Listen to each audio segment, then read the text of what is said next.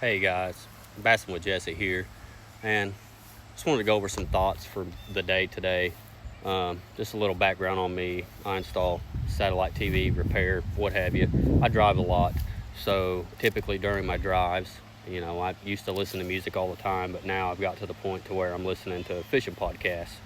Um, One I listened to today was, Slick Johnson, and he had Boyd Duckett on its podcast, and it kind of, you know, made me think really hard about a few things. So, digging a little deeper to my background is, my dad was a tournament fisherman, worked for the Indiana Bass Pro Nitro Tracker State Team, been all over the country helping them out, doing different things. I'm not going to get real too in depth with that kind of thing, but he talked about how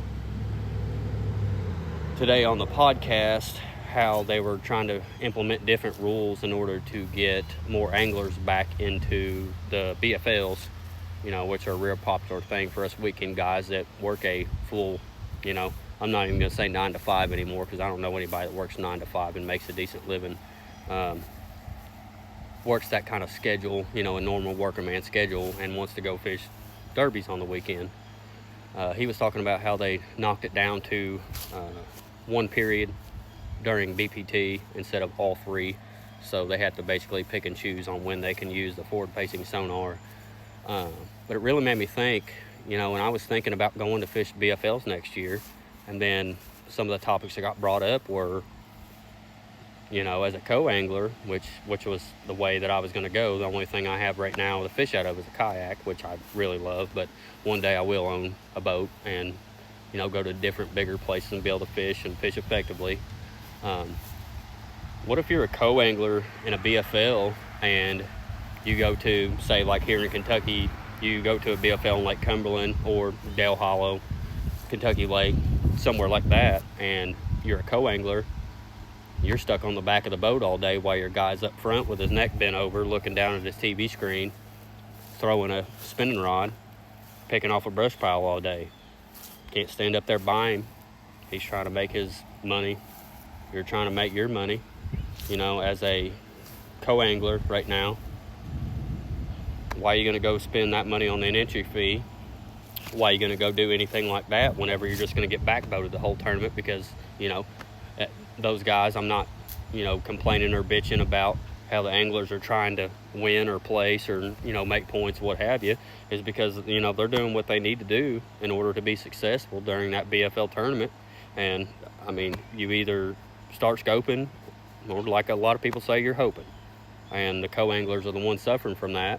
And it's even to the point to where some co-anglers are packing around a damn cooler with a Garmin 10-inch graph screwed to the top of it, lithium battery stuck in it, and then a damn PVC pole so they can have live scope off the back of the boat so they can try to catch fish off the back of the boat. As far as a total as a whole, it's not just these major circuits, I would call Major League Baseball, your MLF, Bassmaster, whatever, that are using forward-facing sonar. It's screwing with everybody, all the way down to the local club tournament.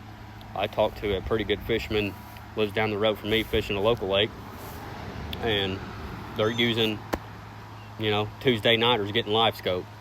And he's like, yeah, I'm beating the brakes off everybody because, I'm one of the only ones that fish the club that can afford it. Fishing has went from when I was a kid, you had 2D sonar, some decent mapping with Lowrance Navionics, Humminbird, what have you, and 2D sonar, side imaging, down imaging just came out, to now, if you're good enough, you got a little bit of a wherewithal on how to catch fish, how they act, and you've got enough money, you can basically do whatever you want in the fishing world. And I think that's completely ass backwards. I think fishing has always been one of those things that's been pushed on everybody. Not really pushed like forceful, but as far as push like, hey, it don't matter if you're 95 years old or if you're 3 years old, you can do this and have a blast at it, which I still think is true.